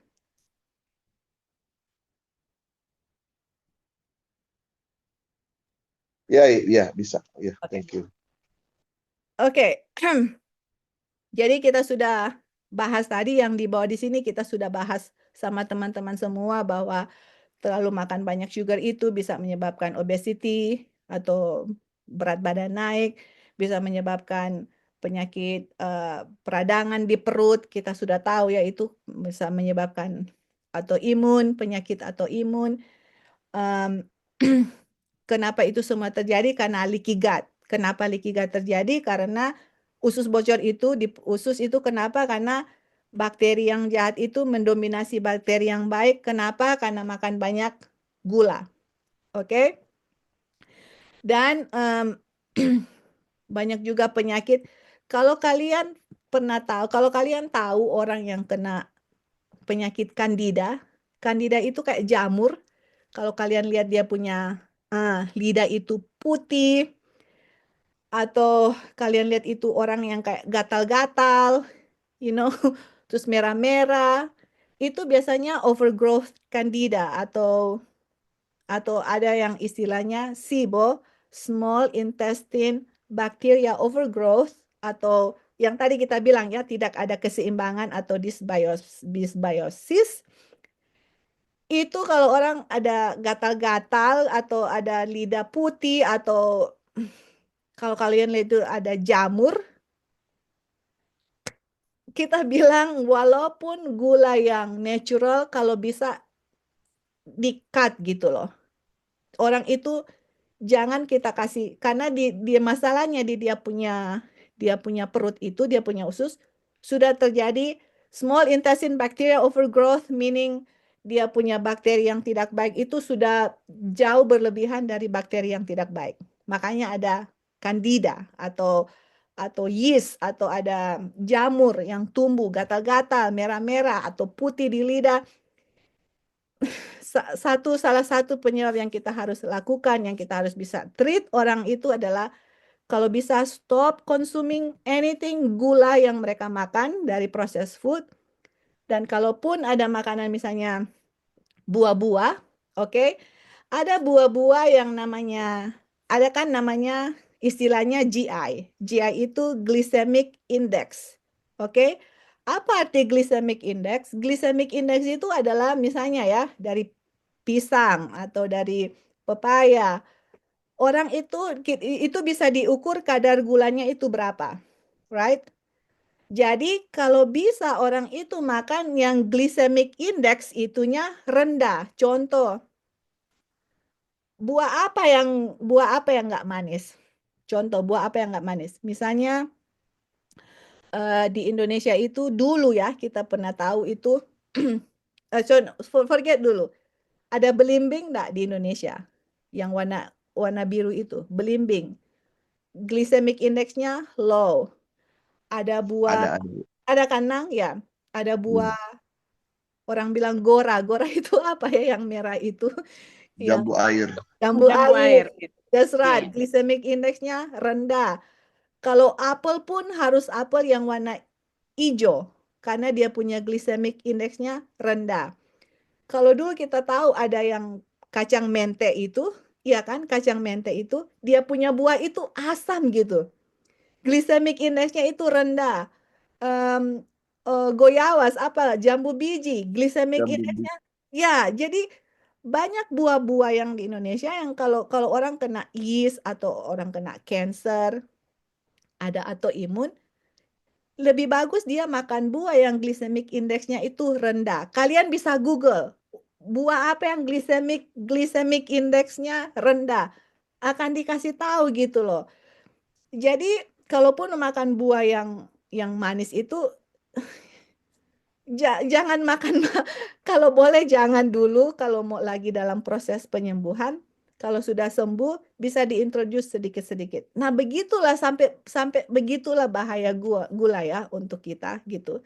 Jadi itulah yang Tuhan sudah berikan kepada kita, pengetahuan yang Tuhan sudah berikan kepada kita bagaimana untuk menolong orang sakit dan juga menolong diri kita sendiri. Kalau kita lihat kita ini overweight atau contoh orang yang sudah gemuk, apalagi di bagian perut gitu, kita harus cari tahu ini kenapa gitu. Pas kita sudah tahu atau kita cek kita punya kolesterol tinggi gitu.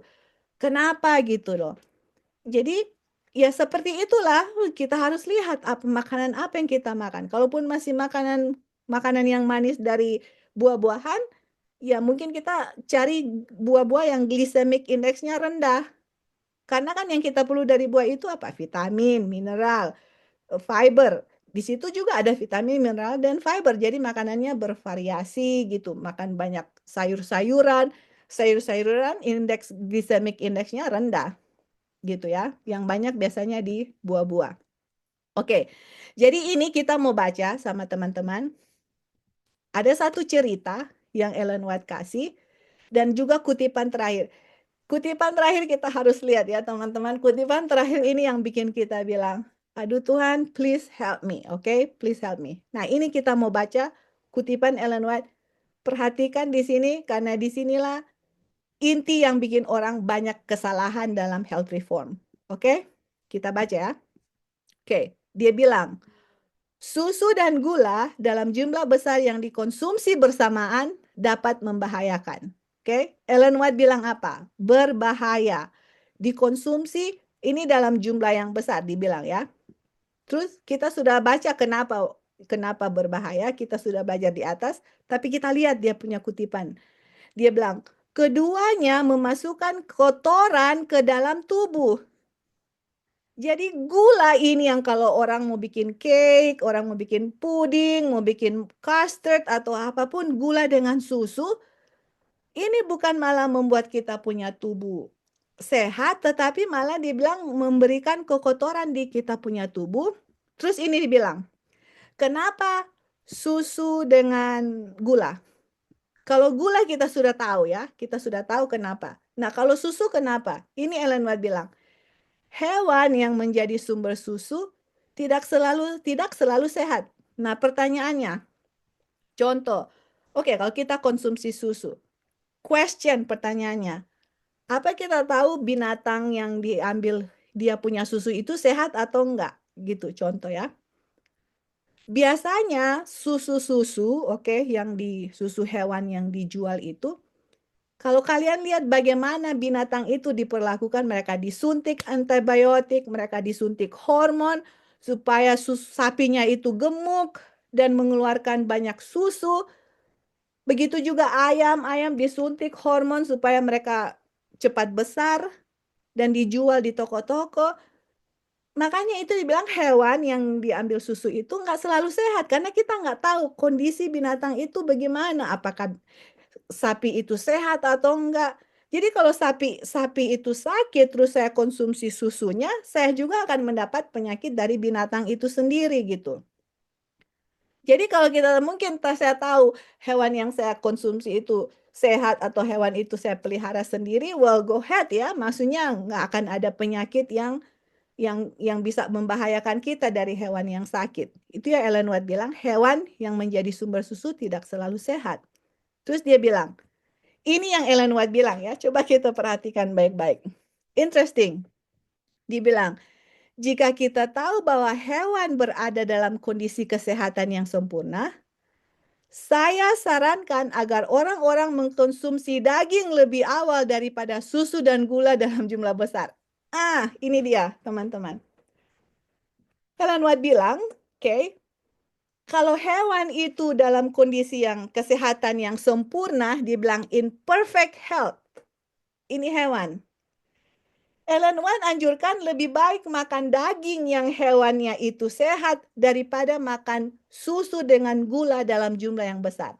Karena susu dengan gula dalam jumlah yang besar lebih berbahaya daripada daging yang sehat daripada daging dari hewan yang sehat yang berada kesehatan sempurna gitu.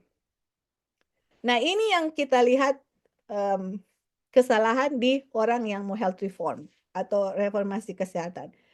Reformasi kesehatan yang penting kita nggak makan hewan, nggak makan daging, tetapi makan susu, gula dalam jumlah yang besar.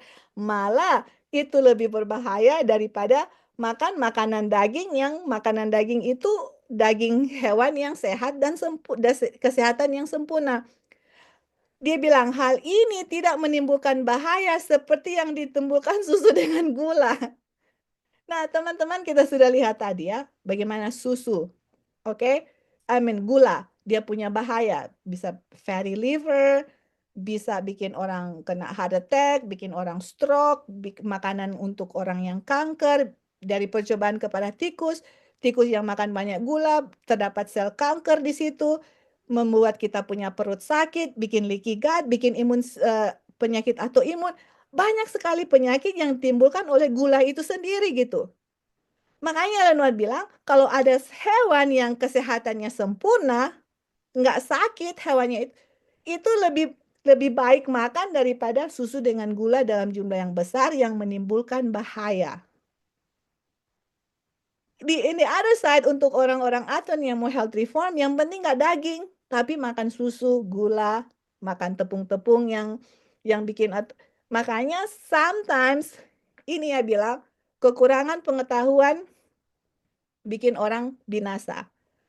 Inilah yang terjadi permasalahan yang besar di gereja kita atau di kita sendiri. Saya mau health reform, nggak makan daging, tapi makan makanan gula, susu, telur, dan seterusnya yang dikonsumsi dari kita nggak tahu hewan ini sehat atau enggak gitu. Kalaupun kita mau konsumsi susu atau telur, yaitu yang make sure mungkin kalau di Indonesia telur ayam kampung, mungkin kita beli dari orang yang kita tahu bagaimana ayam-ayamnya sehat, atau biasa kalau di sini banyak orang yang tinggal di country, beli dari orang yang kita tahu mereka punya ayam, mereka pelihara dengan baik, makanan apa yang mereka kasih makan. Atau di Amerika biasanya ada organik telur yang nggak dikurung, dikasih. Kalaupun masih konsumsi itu, pilihlah the best option yang kita tahu. Karena kita nggak tahu ayam-ayam itu atau daging-daging hewan-hewan itu sehat nggak waktu telur itu diambil atau susunya itu diambil, seperti itu ya. Tapi kalau ada hewan yang misalnya ada orang yang punya sapi sendiri atau kambing sendiri, kalau binatang itu dalam kondisi kesehatan yang sempurna, Ellen White bilang lebih baik makan itu daripada susu dengan gula. Karena begitu berbahayanya konsumsi susu dengan gula dalam jumlah yang besar. Oke? Dan ini ada cerita yang Ellen White kasih di kasusnya di Michigan. Saya akan baca dan ada kutipan terakhir dan kita selesai bab tadi ya. Oke, ini ada kasus. Saya mau baca ya teman-teman. Waktu saya baca ini, ibu-ibu, please perhatikan ini kutipan karena ini sangat sangat sangat menegur kita. Oke? Ini dibilang.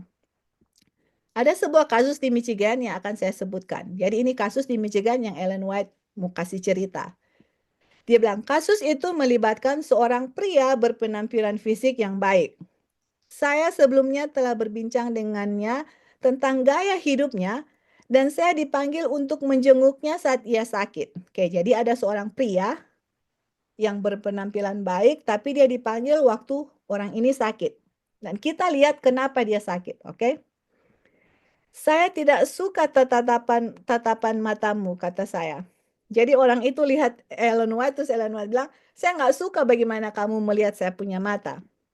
Terus dia bilang, ini Ellen White bilang ya, coba perhatikan. Ini orang ini sakit, kenapa?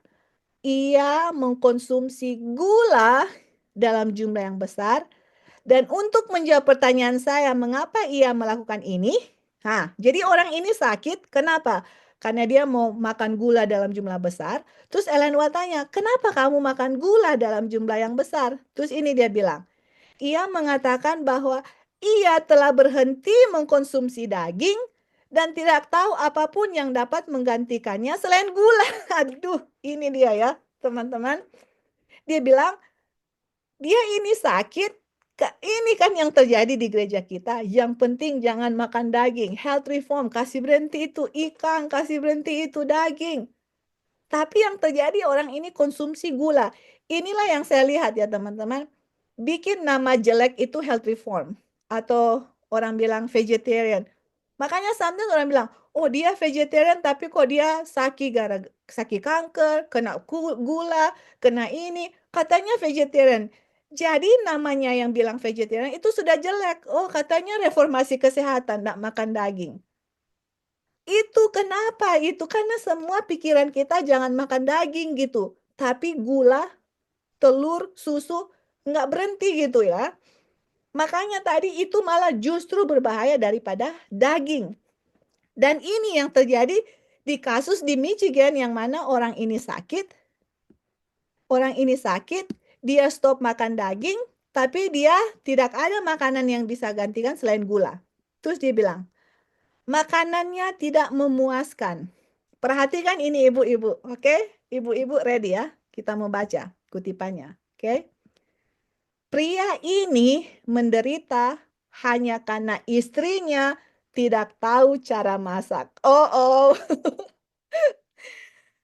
Nah, teman-teman, waktu saya baca ini saya bilang, waduh, kalau saya punya suami pun sakit, ada penyakit, saya punya anak sakit, di saat saya memasak, saya punya anak sakit, saya punya suami sakit, keluarga saya sakit. Ini salahnya kepada istri yang tidak tahu cara masak. Karena ini suami ini sudah nggak makan daging, hanya makan makanan yang banyak gula, dia sakit. Ellen White bilang dia sakit karena istri nggak tahu cara masak. Oke? Terus selanjutnya, ia kurang dalam bidang pendidikan yang penting ini. Jadi istrinya ini kurang tahu cara pengetahuan masak, dan pengetahuan masak ini adalah pendidikan yang sangat penting. Akibatnya, makanan yang dimasak dengan buruk tidak cukup untuk memenuhi kebutuhan sistem, gula dikonsumsi secara berlebihan, dan ini menyebabkan kondisi yang tidak sehat pada seluruh sistem. Inilah yang terjadi. Yang penting nggak makan daging, istrinya nggak tahu masak, makan apapun dikasih gula sampai orang ini sakit. Dan kita akan lihat kondisinya apa, teman-teman. Aduh, mengerikan ya. Terus dia bilang, saya coba memberitahu mereka sebaik mungkin cara mengatasinya, dan tak lama kemudian orang sakit itu mulai membaik. Ini dia, teman-teman. Ellen White kasih contoh bagaimana untuk orang ini nggak sakit. Jadi mungkin cara memasak, saya yakin ya, cara memasak yang tidak menggunakan gula atau konsumsi gula yang jumlah yang besar. Waktu Ellen White kasih tahu mengatasinya, orang ini apa? Membaik, iya kan? Jadi sehat. Tetapi, ini dia ya. Aduh, waktu saya baca ini sedih sekali, teman-teman. Namun, ia dengan ceroboh menggunakan kekuatannya ketika tidak mampu, makan sedikit makanan yang kualitasnya tidak tepat, dan jatuh sakit lagi. Jadi teman-teman, akhirnya waktu Ellen White coba menolong orang ini kondisinya membaik. Tetapi over time dia makan makanan yang kualitasnya tidak tepat, dan dia apa? Jatuh sakit lagi. Kalian baca ini ya. Kali ini tidak ada pertolongan baginya. Sistem tubuh yang tampak kerusakannya sangat rusak. Oke? Terus ini ya teman-teman, coba kita baca bersama-sama. Kalau kalian ada, look at this quotation. Look at this quotation really careful. Orang ini, ia meninggal apa? Ada yang mau baca? Kenapa dia meninggal? Lali, Onang, Tante Kori, yang lain-lain. Kenapa orang ini meninggal? Hah? Korban dari masakan yang buruk. Oh, man. I don't know.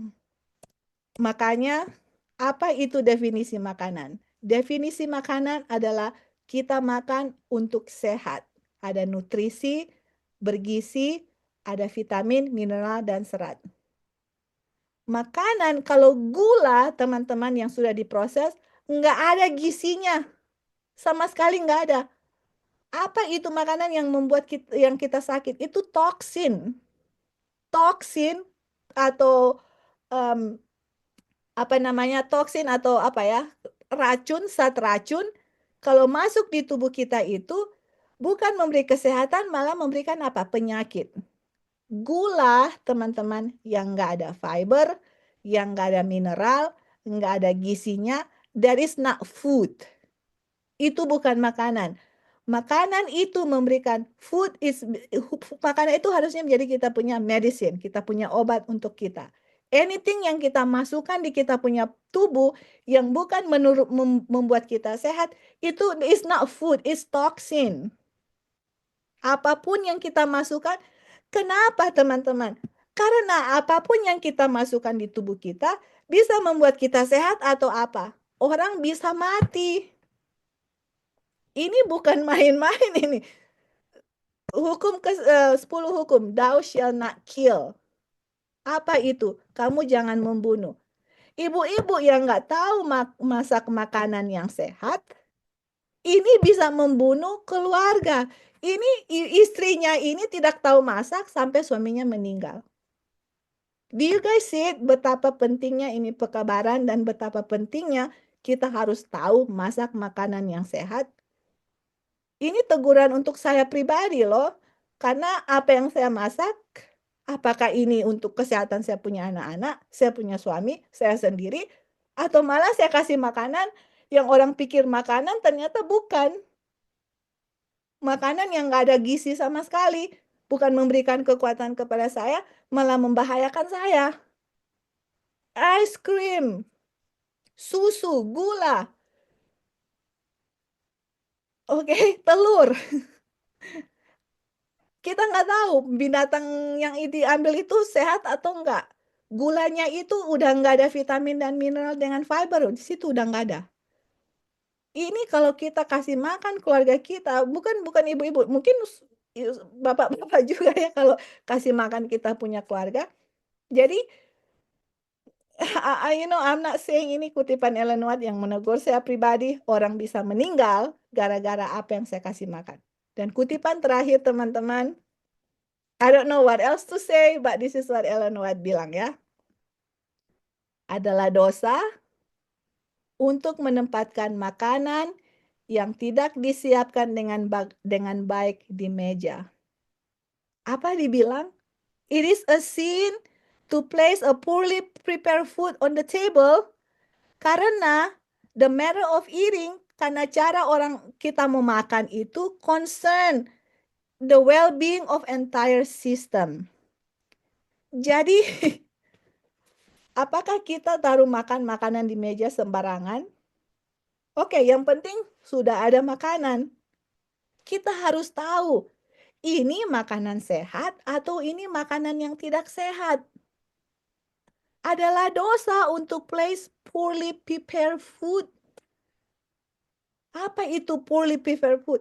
Jadi kita yang penting makan, nggak tahu ini ada apa di dalam ini, sehat atau enggak gitu. Dosa loh. Jadi mungkin orang berdosa, oke, kamu berdosa, kamu mencuri, kamu membunuh, kamu nggak keep the Sabbath day holy, kamu worship idol God, worship idols, kamu berzina. Tapi kita tahu nggak kalau kita kasih makan orang makanan yang nggak bergizi, nggak sehat, itu dosa. To me it is scary ya. Maksudnya untuk saya pribadi, untuk kasih makan keluarga itu ternyata tanggung jawabnya sangat luar biasa. Setiap hari kita bisa saja commit sin kalau saya nggak prepare makanan yang sehat untuk keluarga.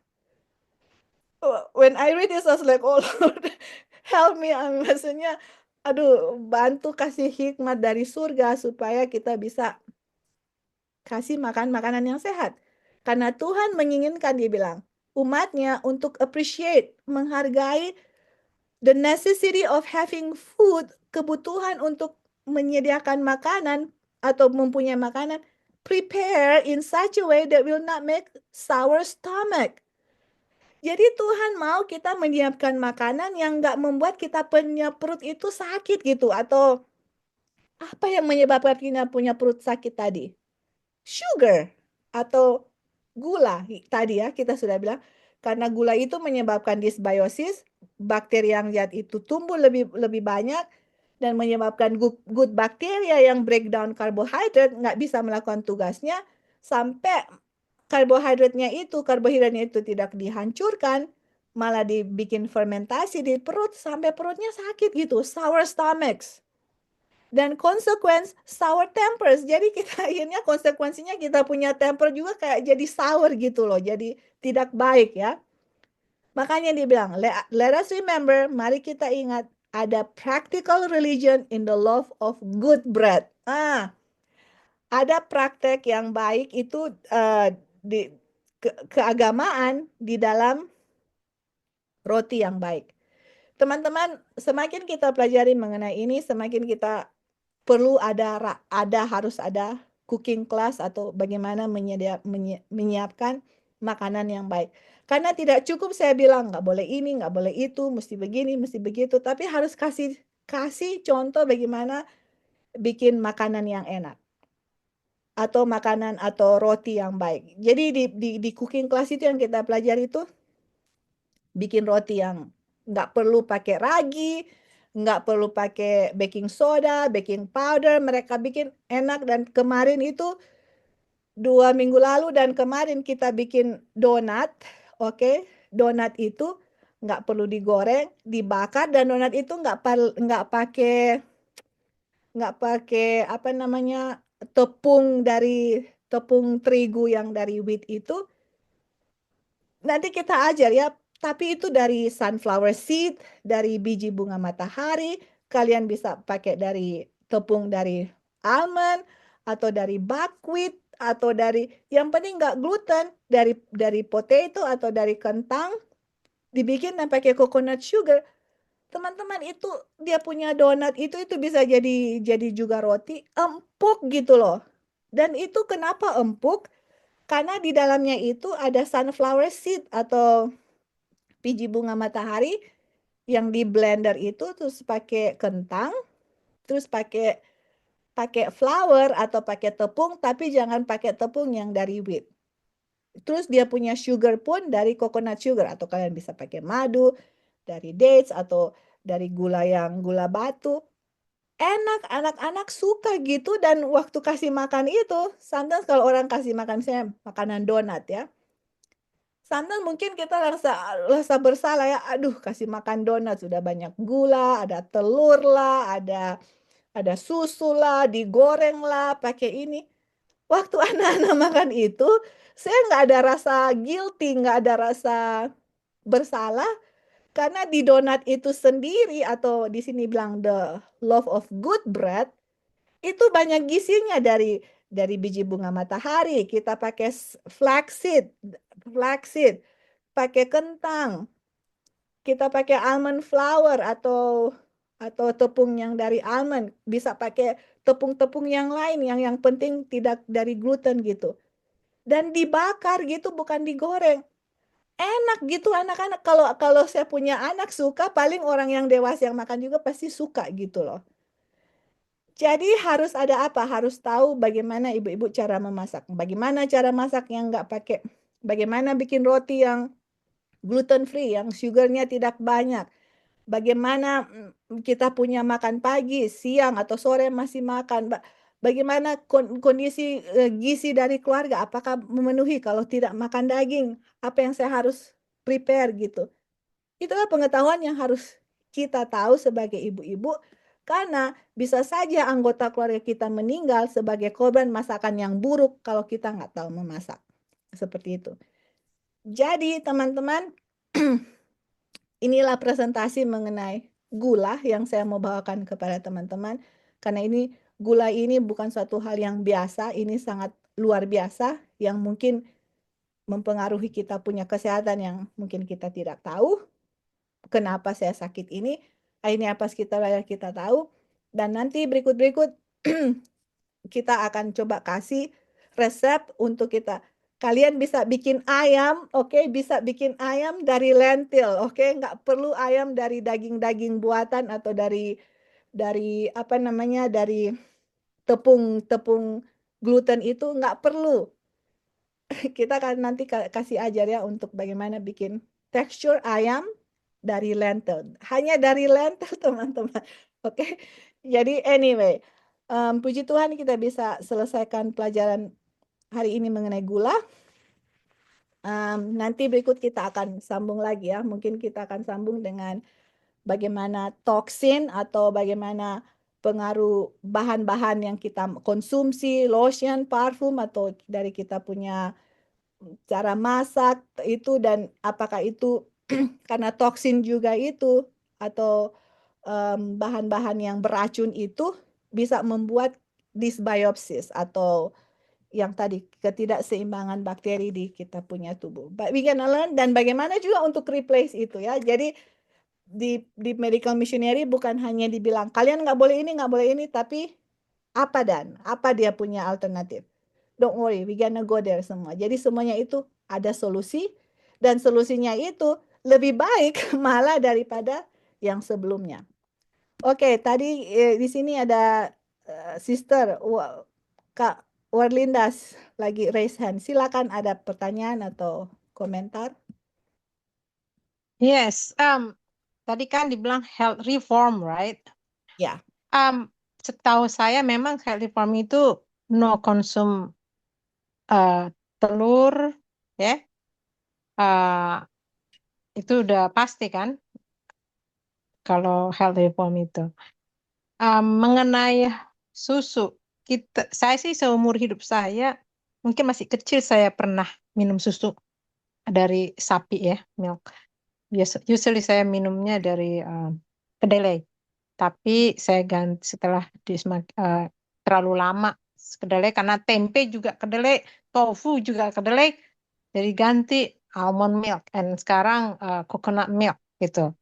Dan sometimes kalau masak-masak saya pakai bikin milk sendiri which is dari cashew pengganti milknya.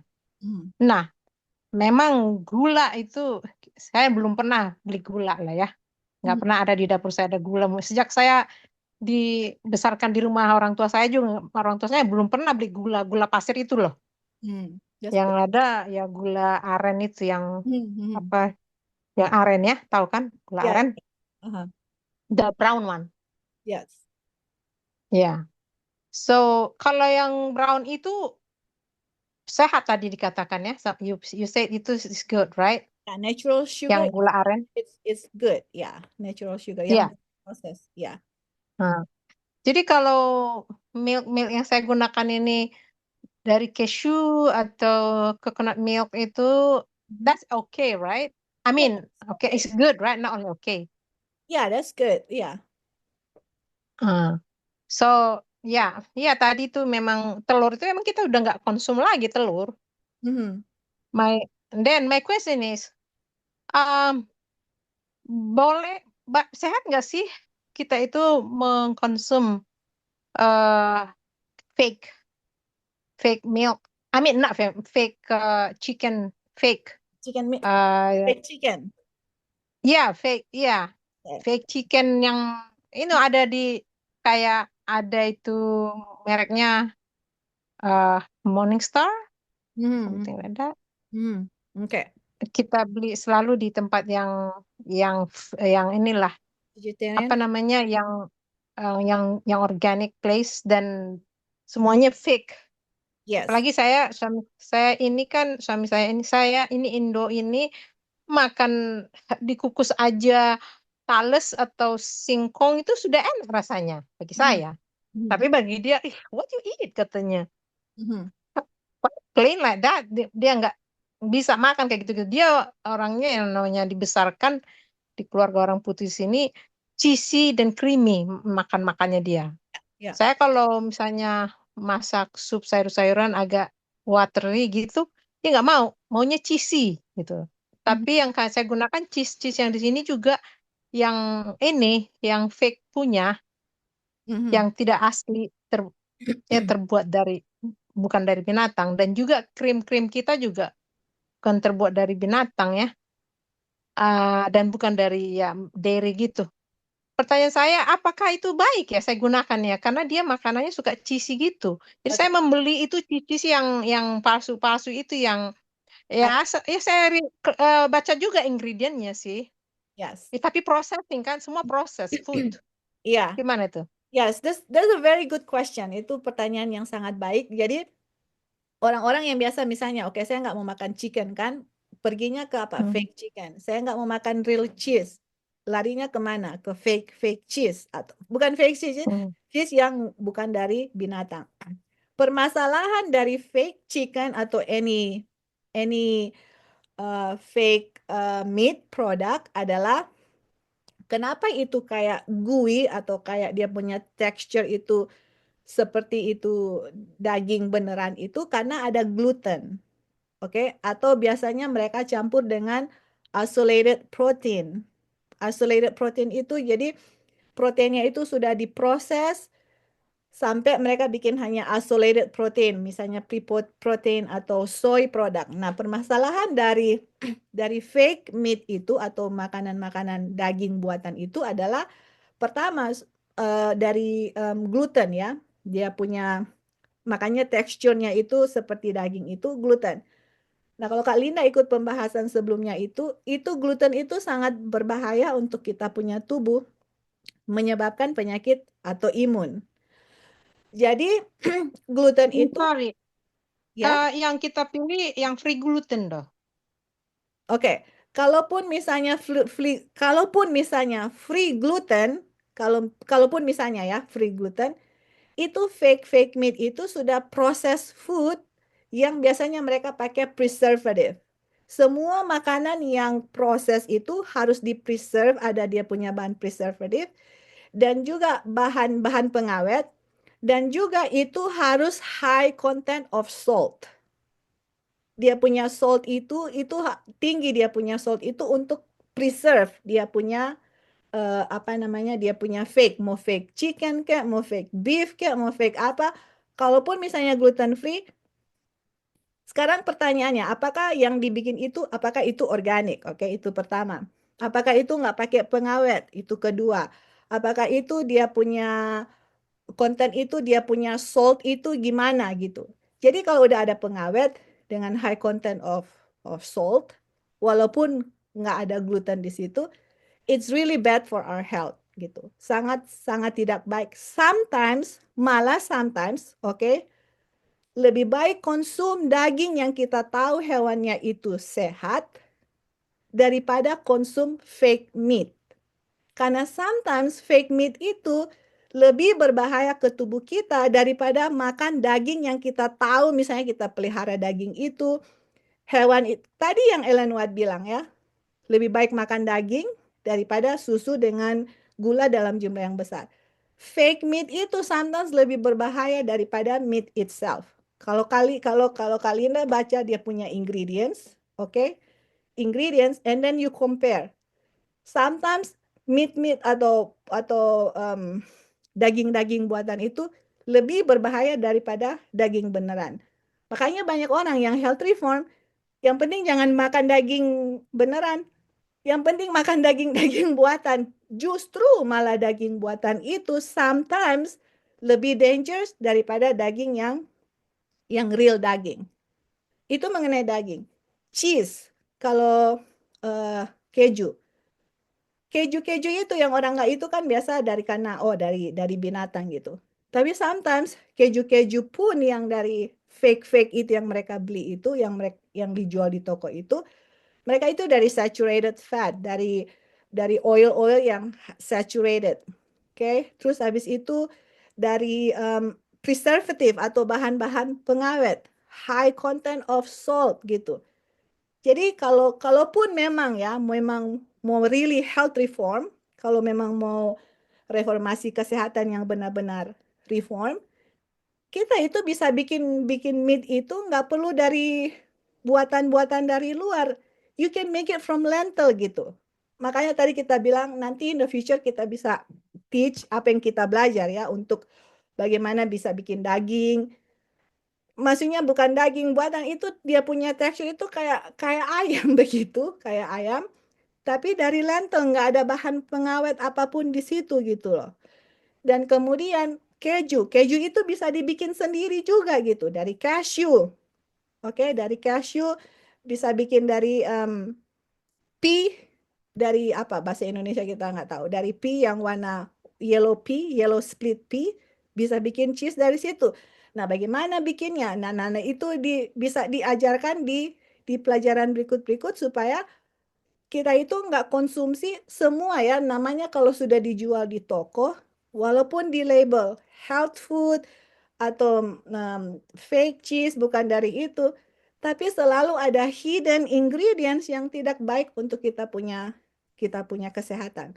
Apalagi bahan preservatifnya itu tidak baik untuk kita punya kesehatan. Makanya pun kalau kita bikin yang asli, yang cheese yang dari cashew kayak atau dari yellow split peas, itu pun kalau itu harus dimakan dalam konsumsinya mungkin dalam 1 minggu itu we have to eat it begitu ya. Apalagi orang bawa di toko sudah berapa bulan, berapa tahun. Mereka jual sekarang expire-nya 2 tahun kemudian. Itu kalau real food ya, oke, definisi real food itu itu dia punya jangka untuk kita konsumsi itu yang nggak akan rusak itu biasanya 1 minggu paling lambat. Kecuali makanan itu di canning, oke, atau ada di vacuum begitu, atau di freeze, ya itu bisa dikonsumsi dalam. Tapi kalau hanya ditaruh di freezer, dibikin itu, biasanya konsumsinya dalam 1 minggu itu kita harus makan kalau nggak rusak. Nah, ini makanan-makanan yang jual di toko berapa tahun gitu loh disimpan gitu atau di itu. Kenapa bisa bertahan lama? Why? Ada bahan pengawet. Apakah bahan pengawet itu bagus? Bahan pengawet itu tidak bagus untuk kesehatan kita. Apa kita bisa bikin meat? Bisa bikin cheese? Yes, we can gitu. Kita bisa. Sebelum kita pun share bagi teman-teman, you can look at YouTube video. Bagaimana bikin cheese? Bagaimana bikin makanan-makanan yang sehat yang nggak perlu bahan pengawet yang kalian bisa makan. Oke, yang bisa dikonsumsi seperti itu. Oke, apakah ada lagi pertanyaan? Yeah, thank you ya. But next time, could you please teach me how to make Yes, I cheese will. dari cashew? I will. I'm using a lot of cashew though. Yes, I will teach how to make bread, how to make cashew, cheese. I will teach apapun yang kita belajar kita akan kasih. Oke, jadi kita punya Babas Tari sudah selesai.